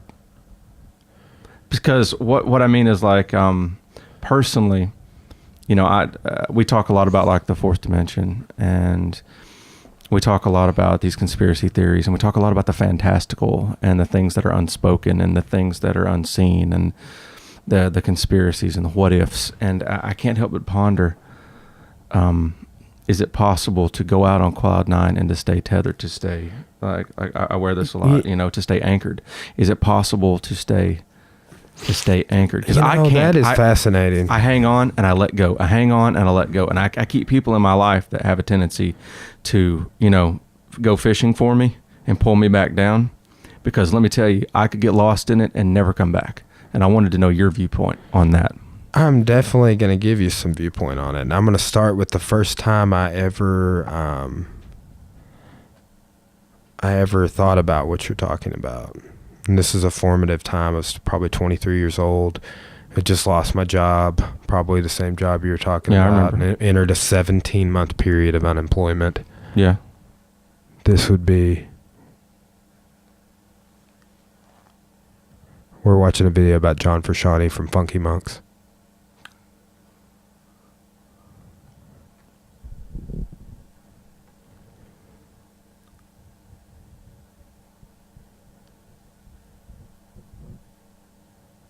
Vibraciones.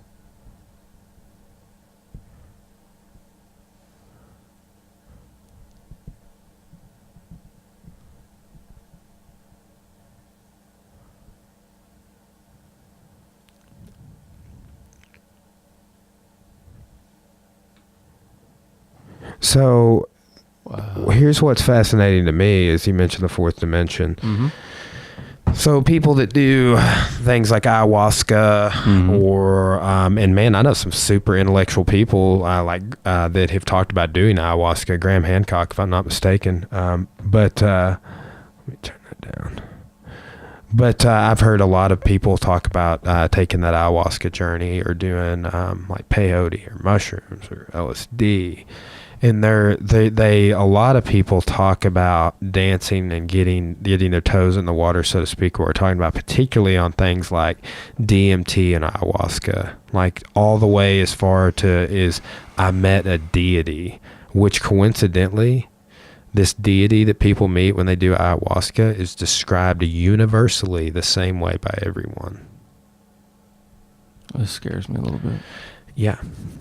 So I know everything about ayahuasca. I have never tried it because I don't want to vomit that much. Well, here's my thing, man. I'm of this point of view. Like,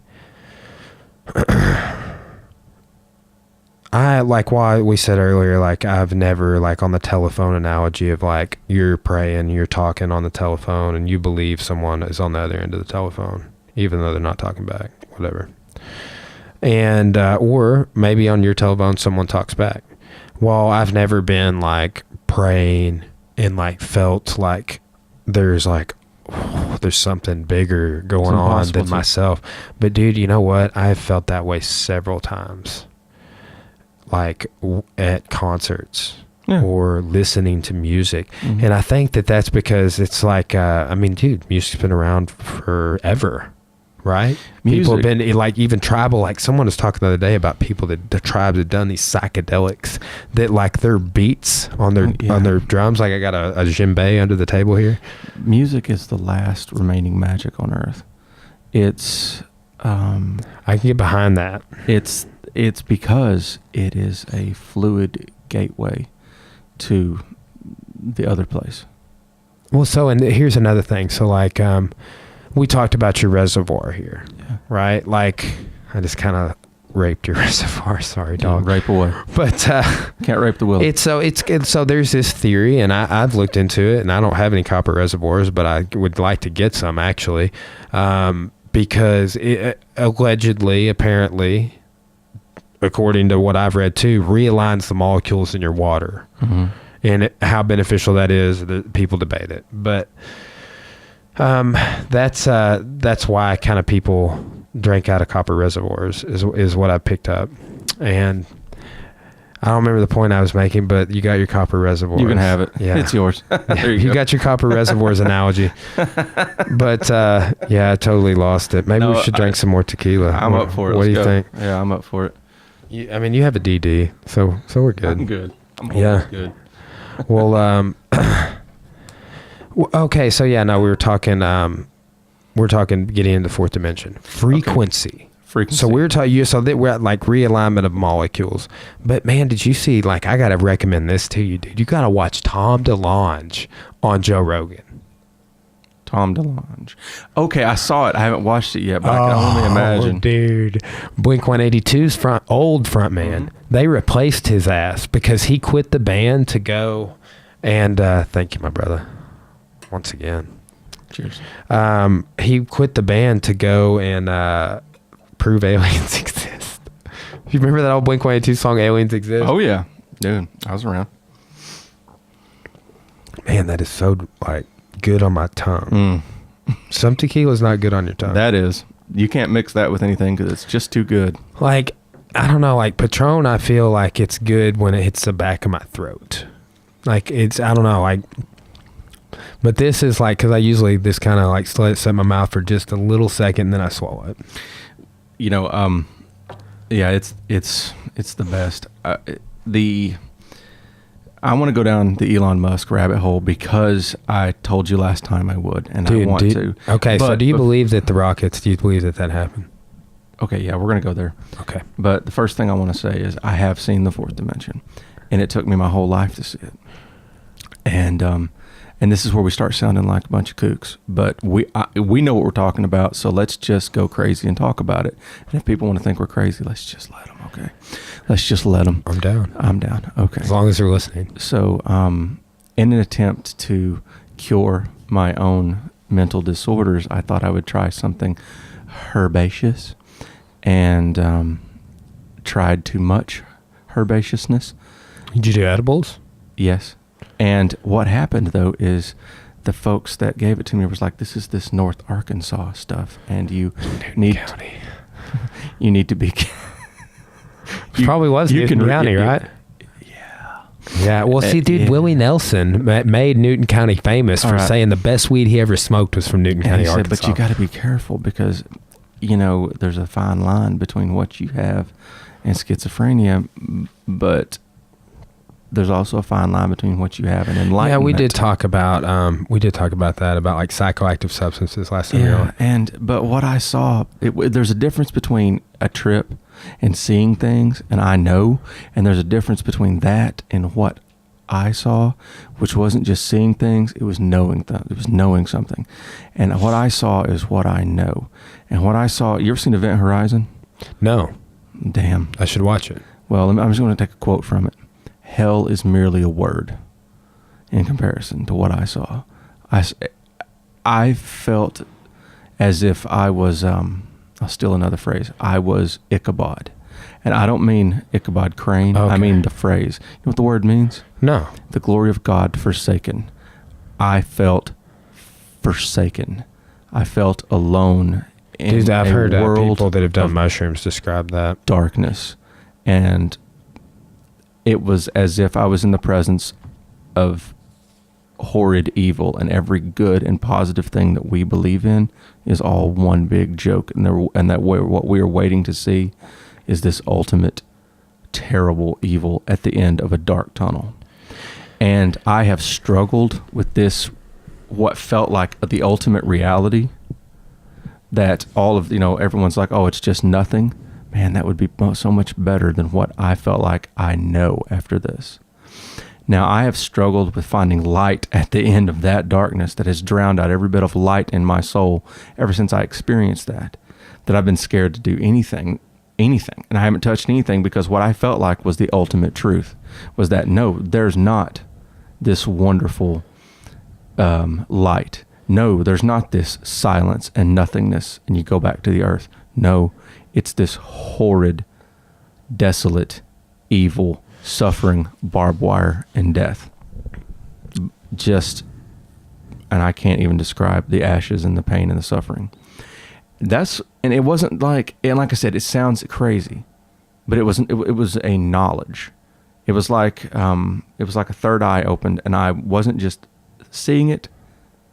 It was knowing it. And this is the part where everyone goes, oh, no, man, that's just something you saw. And I'm like, oh, I wish. Well, no, so like, let me follow up on some of that. And I'm just going to throw this out there. I don't care if anybody gets pissed about it. But if people do not like me for this, you can not like me for this. Almost 10 years ago, I took some mushrooms. Yeah, I know. So, and man, I'm pretty open about it. I've even tried them a couple of times, like pretty close together, and actually pretty much deduced that was not something I would want to be doing at the time. But too, I was a lot younger. So, but now, in the time that we're living in right now, 2018, they're talking about making that a medicinally legal substance for certain people suffering from trauma or depression in California, which is 9 states that cannabis is recreationally legal in now. And I think 20 states it's medicinally and or recreationally, right? All those states it's recreational, it's also. Mm-hmm. But dude, so that's back to that setting we talked about earlier, even with alcohol, right? Being in that right environment to where things aren't there's not gonna be a bar fight breakout or something. And that was the thing, man. I was just chilling at home. Probably should have been out with my feet on the grass somewhere, enjoying the nature. But I was at home and just kind of watching TV and just having a good time. And then this documentary about the atomic bomb came on, dude. And I just at the total wrong time. And what you just described, I lived there for hours. I lived in exactly what you described. I mean, I'm talking exactly. I were just like, too. Here's another. Like, yeah, I feel like growing up in church made me feel this way. A good friend of mine, sociology professor, said yesterday. He's like, I'm not saying, but whatever. But he's like, ever since I stopped going to church, my anxiety went away. Really? And I was like, damn, because he's like, I guess I have too many issues that the church takes in, then I'm beating myself up over them. But it's like, this dude, I mean, is a really good dad. He's a really good dude. Like, it's a great friend. I respect him. And it's like, no, dude, I feel the same way. And then it's like, too, those issues come back down to like you observing hypocrisy and being a man of principle and being like, hey, don't you think that's what you're doing there? That's not good. That's not why we're here. Yeah, right. But then they just like, who are you to, cast the first stone or whatever. Exactly. So like, but it's just like, that's why like those are some of the major problems I have with going to church or organized religion, is just being there around all these imperfect people that, but it's like the reason we're all gathered together is to talk about like trying to have a better life and all the good things about religion. But then it's like, like the Westboro Baptist Church, they only preach God's wrath. It's the yin and yang, man. I was excommunicated from church. Yeah, dude, I remember you guys had the song about it. Yeah, I was kicked out, and except for my father's funeral, I haven't been back. Yeah, well, that's and I never found any faith though until I left church. And then you find God pretty quick, like I said, in a hospital bed when they got your stomach cut open. But honestly, it was the people there that were poisoning faith for me. Isn't that strange? Well, man, and too, just because I feel the same way, dude, and it kind of ruined it for me multiple times over. And they need to hear this. Yeah, I just can't. I'm not saying I can't go back. There. I've gone back since, like with my parents and stuff. I haven't been to church in probably 3 or 4 years though, and Corey and I were talking about this the other morning. It was like Easter Sunday, and we were like, let's go to Cracker Barrel and have some breakfast, Then we go over there, and dude, like we go to Cracker Barrel for breakfast on Sundays. Like we've done it a couple of times recently, and dear God, at the amount of people that were there because it was Easter Sunday. That's another thing that always drove me insane. And I was joking on with one of my guests. It's like, if I see another Christian try and draw a link between eggs and Jesus Christ, I'm going to slap him across the face. What is it? Eddie Izzard? I don't know how to pronounce his last name. Yeah, I always wonder if that was Izzard or Izzard. I keep doing that with my students. And I have to call their name in class as one. And I'm always doing a weird pronunciation. I'm like, Millard. And it's like, it's Millard. Millard. The name is Millard. And I'm like, I'm sorry. Or like here's another thing. Like I notice with names, like, for example, like let's say the name McKinley. Yeah. I will conflagulate that with,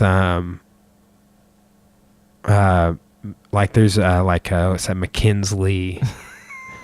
That gets worse. I'm here to tell you. But like kind of joining people's first and last name into like if they have Lee and they're like, that's an actual example of something I kept, like this girl's name and then Mackenzie.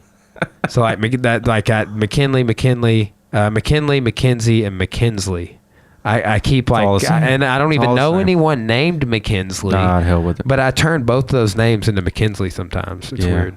It gets worse. I'm here to tell you, it gets a lot worse. Everything blends together. Dude, I'll tell you, like, it just happened a couple of times on the podcast. It could be it's tequila, I don't know, but like, dude, I have good memory, but like I have like just like I talk about it because I'm trying, like, my short-term memory is not good. Hell, it goes and it gets worse every day. They say you I know why I saw this last night. I watch, as a coping mechanism of my own, I constantly watch old funny shows, to help me go to sleep at night. Like Gilligan's Island and shit. I would love Gilligan's Island. Dude, I've been wanting to go back and watch. I hadn't seen that since I was a kid. I go back and I find out like a list of the greatest old shows to watch. That way you watch, there's like a list of the greatest shows ever made. And if you want to really bring a little bit of joy into your late night life, watch Cheers. Dude, greatest show ever made. A friend of mine was just watching Cheers the other night. It's fantastic. And then followed up with Frasier because that's the sequel. It was, anyways. Really? Okay. It's just, it eases the tension when you're trying to go to sleep. Anyways, but they were talking about that on Frasier. Is how do you know you're getting up there a little bit? Is like every time you sit down or stand up, do you go, ugh? That's funny. When you sit down to your knees, do you snap, crackle, pop? And do you have trouble remembering? Even just like, do you constantly do memory exercises in your head all the time? And I do it all the time. I'm like, dude. And I have to hurry and get stuff out because like now I'm trying to think, what was I going to say about Eddie Izzard? Eddie Izzard. Oh yeah, Eddie Izzard. Yeah, he's an Izzard. He's an Izzard, Harry. Okay, he was going to. He was talking about eggs, Easter. What's it got to do with Jesus? Really? You eating chocolate bunnies? And remember, as you eat these chocolate bunnies, that Jesus died for your sins. Yeah, it's great. So what's it got to do with anything? I wonder if that. So I've heard this, and I've heard it from like a friend of mine that's an unconventional Christian, we'll just say. But then the world needs more of them. Yeah. So there, I will say, man, people I've met that kind of hold like the Seventh-day Adventist philosophy, right, seem to be way more on point with their shit than anyone else. That's interesting. You don't hear that a lot. Well, first of all, Sunday is not the Sabbath. Mm-hmm. Here to tell you, it's Saturday. Mm-hmm. And however that's their. And that's not like, I think Seventh-day Adventist is a denomination in Christianity, if I'm not mistaken. I just don't know enough about it. But their thing is like they go to church on Saturday. Mm-hmm. Like I remember knowing a kid like that when Catholics go to mass on Saturday a lot of the times. So that's for whatever reason, church is on Sunday. Mm-hmm. Universally speaking, I would say church is on Sunday. Yeah. Some people would say that the people that go to church on Sunday have been duped. Just like some people would say Christians that are doing Easter egg hunts at church have been duped. There's Christians that do Easter eggs. Dude, I hunted Easter eggs at church. Holy crap. Yeah, I didn't know that. Like every year growing up, dude. Like went to Klein Park, bro. Klein motherfucking Park. I never did it with church, but yeah. Oh yeah, dude. I had to go to Missionary Baptist Church, Yeah. Oh, yeah. Missionary Baptist. Well, see, we were Pentecostal, bro. That's a different thing. All together. Oh, yeah. No, Missionary Baptists don't even have sex standing up. It looks too much like dancing. Oh man, Missionary Baptist. Dude, that's funny. That's funny. Yeah, it's the only joke I got about them. They're the ones who kicked me out, so I can make fun of them. But that is the thing. Like, I've heard that, like, some denominations are like, you should only have sex in missionary position. No, dude, they didn't believe in premarital swimming, premarital dancing. Yeah. Good stuff. Didn't believe in clapping in church. See, I was in, like, the church band, and they're like, you can't wear shorts if you're in the band. And I'm like, it's fucking 108 degrees outside. Pentecostal. Are they the skirts? The girls in the skirts? Ours was not so much like that, but yes, like they were like these long ass skirts and like put their hair up in these fucking buns. Dude, my parents made me go to church. Like that was another thing. Like I've had a couple of parents. Like a buddy of mine's just texted me since we've been on the podcast about doing a private lesson. I texted him Sunday and I was like, hey man, we're working today. He bought a whole package of private lessons from me, and he's like, no, I'm taking my daughter to church. She wanted to go for Easter Sunday. And I'm like, but before he told me he's taking his daughter, because we were talking about how I wasn't going to church because of fertility cults and ancient Sumerian deities and shit. But anyway, but the story is that Christianity brought in some of these traditions and trying to embrace pagans. Mm-hmm. And be like, oh, more pagans need to come in. That's from the beginnings, and I can get behind that. And a friend of mine was telling me that hymns came from. Yeah. There were bar songs. Yeah, I can see that. That's where a lot of hymns came from. Yeah, go ahead. Sorry, but no, I mean that's just it. It's like That what I mentioned, I kind of got off on the Sabbath being Saturday. What's fascinating to me is like too, a lot of these people that hold that belief, they don't do anything on Saturdays. Like Saturdays or Sundays? Saturdays. Really? People that are like that they observe their Sabbath, their day of rest or whatever is Saturday. It's not like, dude, you know what? Like even when here was like my average Sunday growing up, like we went to church in the morning, and then after church, it was over at noon. We went and ate Sunday dinner at my grandma's, came back and went to church at 6. Like fucking two days, man. That was 2 a days. That was a rough day for me growing up, and I remember it because it wasn't enough time to do anything. If you had homework on Sunday, damn, that felt good. Did you hear that? Was that a good one? That elbow pop. You know, I had remembered just a second ago our greatest. I was talking to Asia about this. She's like, "What's the greatest conversation you and Brian have ever had?" And you should bring that up sometime. And we always have great conversations. So thank God I don't have a greatest one, but I do have one of the funniest ones I ever remembered, and this one stuck in my head. And I don't remember where the hell we were, but I remember we were abbreviated together, quite abbreviated, and we were talking about when we were growing up how the greatest thing we had in common is we both wished we were cats. Yeah, dude, I was just like, I remember going like right after high school or even in high school or junior high, leaving in the morning. You fucking motherfucker. You get to stay here and sleep back when sleeping was an important thing to me. And they got those days. Dude, now it's just like literally last night I was like, fuck, I've ran myself too thin. I have to fall asleep at 9 o'clock. 3 hours in the last 2 days, so I understand. Dude, yeah, there's so but I guess I just ran myself a little thin. Yeah. Because like Tuesday I killed it, man. I did 4 hours of podcasting. I taught a bunch of classes. I thought my boss was coming to listen to my lectures. So like, dude, I went over the top. Oh, yeah. You know, and put all this energy into prepping it. And luckily I put so much energy into it, it carried me out for most of the class today. You know what we need to get? We need to get some of that blood. It's what we need because it's full of adrenaline. Yeah. We just need to find us a nice little literally, Danny Drain tried to call me at 9:30 last night, and I was already asleep. Oh, man. Master Drain. He's a good man.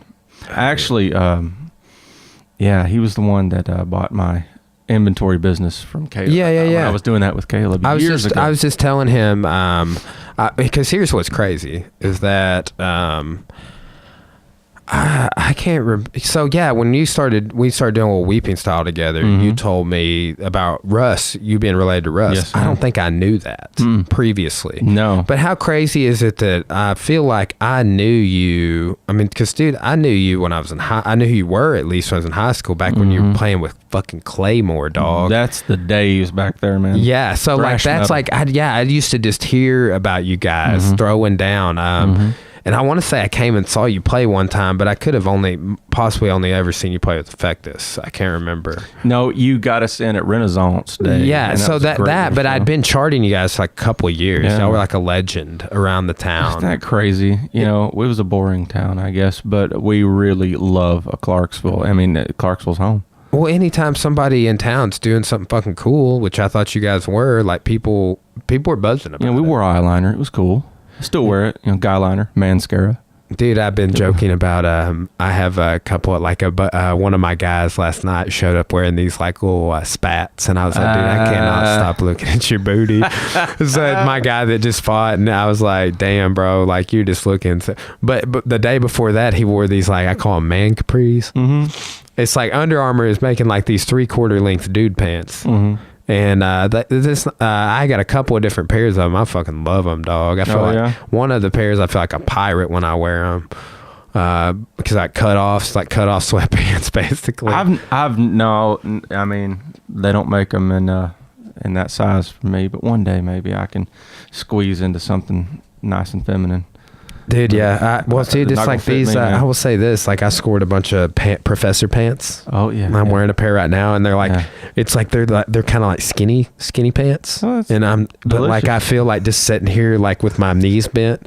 It's like getting at the back of my leg. You know what I'm saying? I'm like, damn these skinny pants. I have an idea, and she's probably going to hear this on the podcast later. Do you know what I saw my woman ordering me the other day. She's gonna hear this. I gotta be careful. She's ordering me a fanny pack, dude. Dude, I'm getting a fanny pack. She's ordering me a fanny pack. Dude, I hope I get that gun holster in. I hope I get that Joe Rogan Higher Primate fanny pack for my birthday. Dude, so much. She's getting me one with a gun holster in it that straps onto your leg. And dude, are you gonna wear it? Hell yes, I'm gonna wear it. Fuck yeah. We'll do a review. Dude, I don't give a fuck, dude. I'll go swing in with you. Hopefully, we both get a fanny pack before you come back on the podcast. I'll sport the hell out of it. Shameless self-plug, if they're wondering about the music I do, look up Affectus, Affectus. Yeah, you guys are on Spotify. I'm on Spotify, yeah, and iTunes, Affectus, Affectus. Me and Kyle Southall's got some good stuff on there. I'm going to pretty soon put a few solo tracks. Look up Johnny Affectus on SoundCloud, and I'm gonna put some experimental dark tracks on there coming pretty soon. Cool. So yeah, I'm gonna do. That's a little shameless self plug there. No, dude, keep. That's the dude. I always, if anybody, because I had like Rob McCormick on, and yeah. But if anybody's ever got a website, or like 2 days ago, my buddy that was on, he owns a coffee house. I try and have people on. I'm like, dude, promote your business right now. Go. We were talking about the Elon Musk thing. Oh yeah, SpaceX. Let me smack that around a little bit. It is real. And here's how I found out it is real. His last rocket punched a hole in the atmosphere so big that it took months to repair itself. So yeah, it is real. And here's where it's going to get fun. You ready? This is going to blow your mind. Mars City is actually all planned out. And I mean beautifully planned out. The dude's going to die on Mars. That's what he says. Hopefully not upon impact, See, he went over on and got a whole lot of funding. See, to precursor that, he's one of the PayPal 12. Yes. And that's how he really made his first batch of money. And then he invested in himself with Tesla, and then he takes his Tesla money. He paid so much into SpaceX that he had to take out loans to pay rent. Okay, he lost a lot of stuff over this, but he bet on himself with SpaceX, and then he launches all these rockets. And here's what he's really created is repulsor technology. So say rocket, have you seen these things land? They go up and then they blows my mind. And they just land. So instead of just falling in the ocean. They don't, dude. The fuel tanks just come down and they land right on their booties, right there on their landing pads. Now he's crashed 50 of them, and several $1 million a pop. But the thing is, it had to be done, and it's done. He's created repulsor technology. I mean, I'm sure he didn't create it, but he's perfected it. And he's got all these plans. Now, his Tesla technology is already beautiful. Self-driving cars that we're going to be having out. Dude, one of them just wrecked this week. That wasn't a Tesla. Was it not? A Volvo. Okay. Autopilot, though, right? Yeah. But his are perfect and safer than human drivers by far. And the thing is, those cars you're looking at at least $50,000 a pop. But the new ones that are coming out at the end of 2018, you can reserve now, are family-style cars for $35,000 brand new. That means within a year or two, we can all afford a Tesla vehicle, rechargeable. They had the charging stations all over Little Rock. Well, they're already getting one in Russellville, and you're going to be able to recharge it. And the crazy thing is, Tesla homes you can get off the grid with your shingles. All right, I'm not even going to go into that because it's a big sales pitch. I'm just going to stop. I sound like a salesman. But no, I've got to get a new roof sometime in the next 5 years. Talk to me. Yeah. Okay. Yeah. I know. I'm working on this. Okay. Yeah. See, so that's crazy. Clarksville has the solar. Clarksville's going off grid, bro. Yeah. It's fantastic. And I work for AirTech, so I'm gonna throw that out there too. AirTech Heating and Cooling, and we put the tech in there. we have great train units, so I'm throw that in there too. We do the best heating and cooling anywhere. And but talk to me about your roofing too, because we can get you a fantastic deal on anything you need. For sure, I might have to do something in the next 3 to 5 years. So talk to me. And that's when I do that, here's kind of my plan. I don't know where the gym's going to be, if we're going to build or have to buy another bigger building or what, but I'm going to, like, dude, the studio's not always going to be right here, dog. You're going to want to expand. I'm probably going to build a badass carport if we decide after, 5 years of a fight, we have a kid or whatever, we're going to stay living right here, which is possible, right? And if that's the case, I'm going to build a badass carport with a studio loft sort of a thing with mats and a heavy bag underneath it. I'm going to let my buddy message me for private lessons. That's going to be a thing that happens at home. I was going to say, you're going to stop going to the gym. Yeah, dude, and it's like nice enough outside today. We could go outside. I've got a mat right there by my kitchen door. I was wondering about your privates, if you were doing them here or there. So. Yeah, I mean, I'm open to doing them here, especially if it's nice outside. But that's like, I've got like the dog's room. I keep telling Cora, I'm like, why don't you just let me mat that room? I want the dog. You live in the kitchen. Yeah. She's like, she's not having it so much, but there's just like a fourth room back there that we don't do shit with, like nothing. We never go in. It's the fucking dog's room. So but I'm like, let's just just move the kennel in the kitchen and just put this mat down here and cut these other mats up, and we'll just have a matted room. But she's not having that. But so Cakeson has a matted room in his house. I would like to have a matted room, but I would like to mat underneath my studio. Right. Yeah. So, no, I think that'd be fantastic for your private situation, and plus for yourself. Well, I have a lot of mats. Like I have at least a 20 by 20 area I can throw out. So, which that's pretty decent size. So 2 dudes can roll around on that. Like, and I have this big deck out back. So. No, I see. That's with the nice. The weather's nice. At least a little. That's why, dude. I'm going for being able to like with this mic up here. Like, I want to get to where like we could go sit outside on the deck and like easily either like have a fire pit or just like have a podcast outside, have a podcast at the coffee shop. You know who's got a great podcast right now? It's Macaulay Culkin. What? Bunny Ears. Oh, Bunny Ears is what it's called. I'm Bunny Ears. Into it right it's now. Dark. There's all these kinds of crazy conspiracies about it. It's fantastic. Macaulay Culkin, he's back. He's back with a vengeance, and it's all about a podcast. Get all over it. I've been listening to it a lot. Now it stays on topic a lot less than anything you and I have ever talked about. Look at the first. Okay. No, this is when he was on somebody said he was on Mark Marone's podcast, the WTF podcast. Dude, some of his promo videos on his website. It says Macaulay Culkin, and it shows a bunch of bugs swarming around a chair, a director, like a star's chair, and he's standing there next to it like this. And it says Macaulay Culkin. Right, yeah. But it says Macaulay Culkin interviews the swarm of bees from My Girl. Oh my God, dude. As soon as you said that, I was like, you mean like My Girl? Exactly. Wow. Yeah, dude. Wild. So wasn't he with like Mila Kunis for a long time? I haven't heard him talk about it yet. But yeah. Oh, dude, here he is with Seth Green. And who's that? Who's that in between them? What is that guy's name? I can't see. I'm blind as a bat. Oh, he was from Garfield. I hate that. I'm Rat Race. Man. Breckenmeyer. Yeah. He's friends with him. He is. He's a good actor. I like him. He's friends with him, yeah. Yeah, I haven't seen that podcast yet, but he's good buddies with him. Oh, they had Kevin Smith on the podcast. Smith, yeah. Wow. Cool. I like their studio too, dude. Yep. Is that the Christmas tree from Home Alone? Yeah. Is that the Christmas tree from Home Alone, dog? I'm not positive on that. Dude, I'm almost positive it is. Oh, is that like their set? And like he's like this profound gamer, but you know what he plays all the time? Is Toe Jam and Earl. Do you remember that? Yeah. He plays the Super Nintendo all the time. Dude, I got to see one of those SNES classics in there with 400 games. Yeah, that's what he does all the time, dude. Wow. It's just fantastic. Dude, I'm so inspired by people that have started podcasts. That's why I started one, because I was like, I can do that. Yeah. I want to do that. I wanted to do this for a year, dog, before I did it.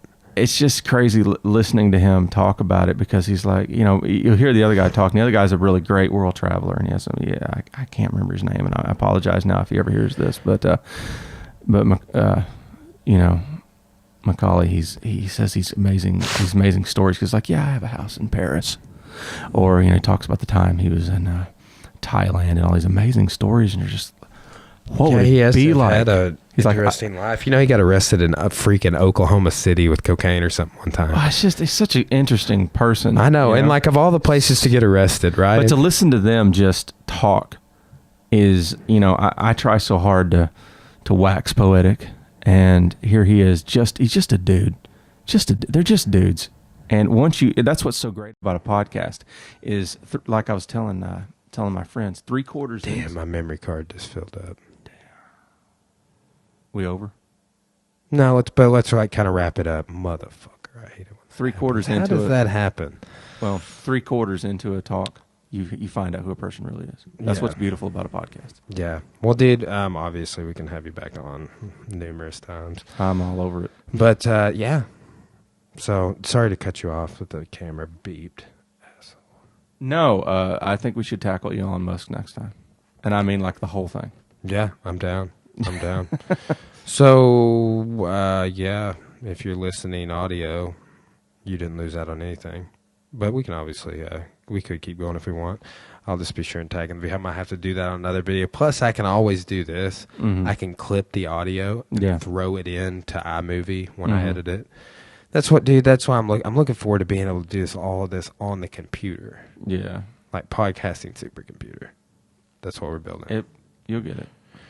Yeah. Well, dude, no, I have been going down the Elon Musk rabbit hole. So we must have a Musk. That was corny as fuck. I love fantastic, sir. Yeah. Well, dude, we got a couple of good hours in. We'll go ahead and wrap it up.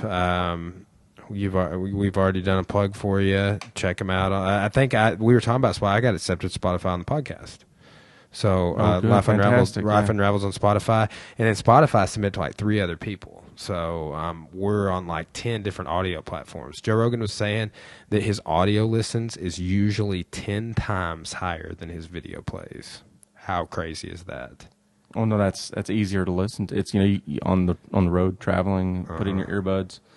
Do you have any music homework for me as we go? I'll do it. Man, I haven't really gotten into this person, but on Monday night I'm seeing Dr. Dog in concert. Can do. Yeah, I need to do a little more homework myself, but it's kind of like seeing a movie. I don't know a lot about him. I've listened to some of his music and the band, but I'm just kind of trying not to do too much before I go see him. Yeah. We were doing, one of my guys and we did a podcast on the Avett Brothers. I don't know if you listened to that, but it's kind of crazy. Rick Rubin produced like 5 of their albums. Really? Yeah. I worship his work. Yeah. It's interesting. I didn't know that and how much differently that body of work stands apart from the rest of their work. And a lot of their hardcore fans don't like the Rick Rubin shit, oddly enough. I don't know why. But no, I'm a big fan of Rick Rubin too. That documentary, the clip of John Frusciante we just pulled up about the Fourth Dimension.